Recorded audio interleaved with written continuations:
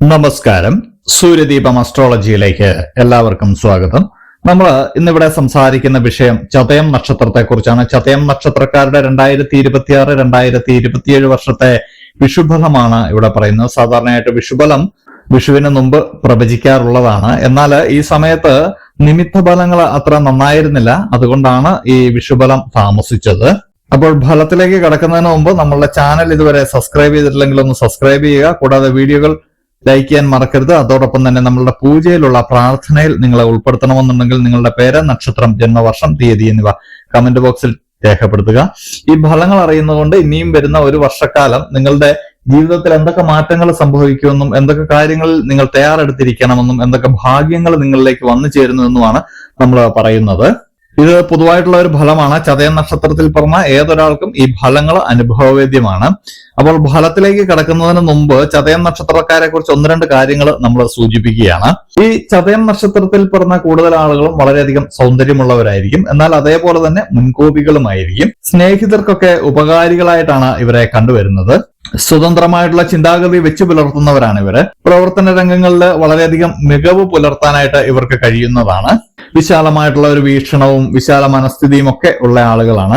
സത്യസന്ധരും വളരെയധികം നീതി പുലർത്തുന്നവരുമായിരിക്കും ഇവര്. എന്നാൽ മനസ്സിന് ചാഞ്ചല്യമുള്ളവരായിട്ടാണ് ഇവരെ കണ്ടുവരുന്നത്.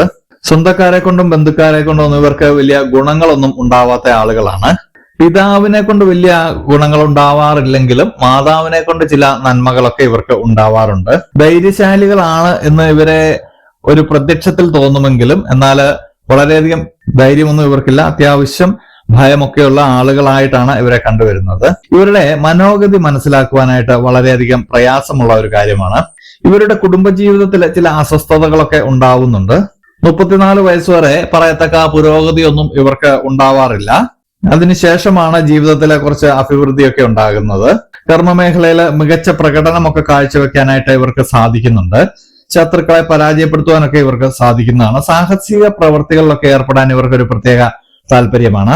ദാമ്പത്യ ജീവിതത്തിലെ ചില അസ്വാരസ്യങ്ങളൊക്കെ ഉടലെടുക്കുന്നുണ്ട്. ആത്മീയതയിലൊക്കെ താല്പര്യമുള്ള ആളുകളായിട്ടാണ് ഇവരെ കാണുന്നത്. ആചാരാനുഷ്ഠാനങ്ങളിലൊക്കെ പ്രതിബദ്ധതയുള്ള ആളുകളാണ്. ചില ആളുകൾക്കൊക്കെ ദുരിതപൂർണമായിട്ടുള്ള ജീവിതമൊക്കെയാണ് കണ്ടുവരുന്നത്. സജ്ജന സഹവാസത്തിലൊക്കെ ഇവർക്ക് മനഃശാന്തി കണ്ടെത്തുന്ന ആളുകളാണ്. അപ്പോൾ ഇത്രയുമാണ് ഈ ചതയം നക്ഷത്രത്തെ കുറിച്ചുള്ള ഒരു പൊതുവായിട്ടുള്ള ഒരു ഫലവും അവരുടെ പ്രകൃതവും ഒക്കെ. ഇനി നമ്മൾ വിഷുഫലത്തിലേക്ക് കിടക്കുകയാണ്. വിഷുഫലം നമ്മൾ കൃത്യം 4 ഭാഗങ്ങളായിട്ട് തിരിച്ചിരിക്കും. 3 മാസങ്ങൾ വീതമുള്ള 4 ഭാഗങ്ങൾ. ആദ്യമായിട്ട് ഏപ്രിൽ 15 മുതൽ അവസാനം വരെയും മെയ് ജൂൺ മാസത്തിലെ ഫലങ്ങളാണ് പറയുന്നത്. യാത്രകളിലൊക്കെ നിങ്ങളൊന്ന് ശ്രദ്ധിക്കേണ്ടതുണ്ട്. ചെറിയ ചെറിയ അപകടങ്ങളൊക്കെ ഉണ്ടാവാനുള്ള ഒരു സാധ്യത കാണുന്നുണ്ട്. യാത്രകളൊന്ന് ശ്രദ്ധിക്കുന്നത് നല്ലതാണ്. നഷ്ടപ്പെട്ട സമ്പത്തൊക്കെ നിങ്ങൾക്ക് തിരിച്ച് ലഭിക്കുന്നതാണ്. നിങ്ങളെ തുടർച്ചയായിട്ട് വേട്ടയാടിക്കൊണ്ടിരുന്ന നിർഭാഗ്യങ്ങളൊക്കെ മാറിപ്പോകുന്നതാണ്. ഇപ്പോൾ ഭാഗ്യദേവത കടാക്ഷിക്കുന്ന ഒരു സമയമാണ്. കഠിനമായിട്ടുണ്ടായിരുന്ന ദുഃഖങ്ങളൊക്കെ അതൊക്കെ മാറിപ്പോകുന്ന ഒരു സമയമാണ്. ഒരുപാട് കാലമായിട്ട് ചില കാര്യങ്ങൾക്ക് വേണ്ടി നിങ്ങൾ കഠിനമായിട്ട് ദുഃഖിച്ചിരുന്നു. അതൊക്കെ മാറിപ്പോകുന്ന ഒരു സമയമാണ്. നിങ്ങൾ ഇത്രയും കാലം ലക്ഷ്യമില്ലാതെ അലയുന്ന ഒരു സ്വഭാവക്കാരായിരുന്നു. എന്നാൽ അതൊക്കെ മാറി ഒരു ലക്ഷ്യത്തിലേക്ക് നിങ്ങൾ എത്തിച്ചേരുന്നതാണ്. നിങ്ങളുടെ സ്വന്തം വാക്കുകൾ മുൻപ് നിങ്ങൾക്ക് ദോഷാനുഭവങ്ങളൊക്കെ ആയിരുന്നു പ്രദാനം ചെയ്തിരുന്നത്. അത് ഒക്കെ മാറി ഇപ്പോൾ നിങ്ങളുടെ വാക്കുകൾക്കൊക്കെ മറ്റുള്ളവർ വില തരുന്ന ഒരു സമയം കൂടിയാണ്. നിങ്ങൾ ഏറ്റവും കൂടുതൽ ശ്രദ്ധിക്കേണ്ട വാഗ്വാദങ്ങളിൽ നിന്നൊക്കെ വിട്ടു നിൽക്കേണ്ടതാണ്. ആരോഗ്യനിലയൊക്കെ നിങ്ങൾക്ക് മെച്ചപ്പെടുന്നുണ്ട്. ഈ സമയത്തൊന്ന് കരുതലോടുകൂടി മുന്നോട്ട് പോവുകയാണെങ്കിൽ എല്ലാ കാര്യങ്ങളും നിങ്ങളിലേക്ക് വന്നു ചേരുന്നതാണ്. നിങ്ങളുടെ ഒരു കാലഘട്ടം, അതായത് ഒരു ഇരുണ്ട കാലഘട്ടം എന്ന് തന്നെ പറയാം, അതൊക്കെ മാറി വരുന്ന ഒരു സമയമാണ്. അതുകൊണ്ട് തന്നെ ഒരു ശ്രദ്ധ കേന്ദ്രീകരിക്കേണ്ടതുണ്ട്. അതായത് ഇപ്പോൾ കുറച്ച് കാര്യങ്ങൾ നന്നായിട്ട് നടക്കുന്നതിൽ നിങ്ങൾ അധികമായിട്ട് സന്തോഷിക്കാതിരിക്കുക എന്നുള്ളതാണ് നമ്മൾ അർത്ഥമാക്കുന്നത്. ഈ സമയത്ത് ഗണപതി ഭഗവാനെ പൂജിക്കുന്നതും പ്രാർത്ഥിക്കുന്നതും വളരെ നല്ലതാണ്. അതുപോലെ തന്നെ മറ്റ് മതസ്ഥരാണ് ഇത് കാണുന്നതെങ്കിൽ അവരവരുടെ മതത്തിലും ദൈവത്തിലും വിശ്വസിച്ച് മുന്നോട്ട് പോവുക, പ്രാർത്ഥനയോടെ മുന്നോട്ട് പോവുക. ജൂലൈ, ഓഗസ്റ്റ്, സെപ്റ്റംബർ മാസത്തിലേക്ക് എത്തുമ്പോൾ ഈ സമയത്ത് നിങ്ങൾ ആദ്യമായിട്ട് ശ്രദ്ധിക്കേണ്ട വാഗ്വാദങ്ങളിൽ നിന്ന് മാറി നിൽക്കുക.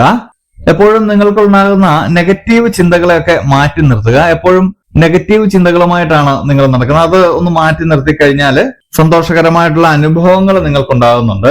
ശാരീരികമായിട്ട് അനുഭവിച്ചുകൊണ്ടിരുന്ന ക്ലേശങ്ങളൊക്കെ മാറുന്നതാണ്.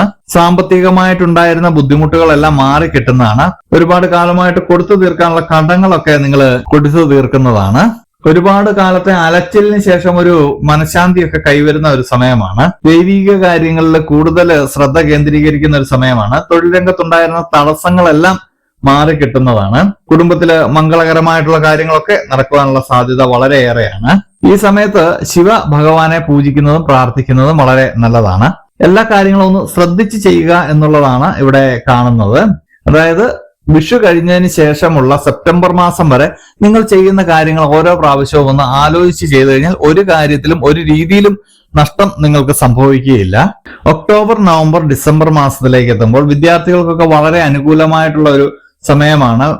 വിദേശ പഠനമൊക്കെ ആഗ്രഹിക്കുന്നവർക്ക് അതൊക്കെ നടക്കുന്ന ഒരു സമയമാണ്. അവിവാഹിതർക്ക് വിവാഹമൊക്കെ ഉണ്ടാകുന്ന സമയമാണ്. പാർട്ട്ണർഷിപ്പിലൂടെ നേട്ടങ്ങളൊക്കെ ഉണ്ടാകുന്നതാണ്. ബിസിനസ് ഒക്കെ ചെയ്യുന്നവർക്ക് പാർട്ട്ണർഷിപ്പ് ബിസിനസ്സിലൂടെയൊക്കെ നേട്ടം ഉണ്ടാകുന്നതാണ്. സർക്കാർ ജോലിയൊക്കെ ആഗ്രഹിക്കുന്നവർക്ക് അതൊക്കെ ലഭിക്കുന്നതാണ്. കുടുംബത്തിലെ ശാന്തിയും സമാധാനവും ഒക്കെ ഉണ്ടാകുന്നതാണ്. ശത്രുക്കളുടെ മേലെ നിങ്ങൾക്ക് വിജയം ഉണ്ടാകുന്നതാണ്. എന്നാലും മനസ്സിൽ അകാരണമായിട്ടുള്ള ചില അശുഭ ചിന്തകളൊക്കെ വരുന്നതാണ്. ഈ അശുഭ ചിന്ത നിങ്ങൾ എടുത്തു മാറ്റേണ്ട ഒരു സമയമായിട്ടുണ്ട്. എപ്പോഴും നിങ്ങൾക്ക് അശുഭ ചിന്തയാണ് മനസ്സിൽ മുന്നിട്ട് നിൽക്കുന്നത്. ആത്മവിശ്വാസത്തോടു കൂടി മുന്നോട്ട് പോകേണ്ട ഒരു സമയമാണ്.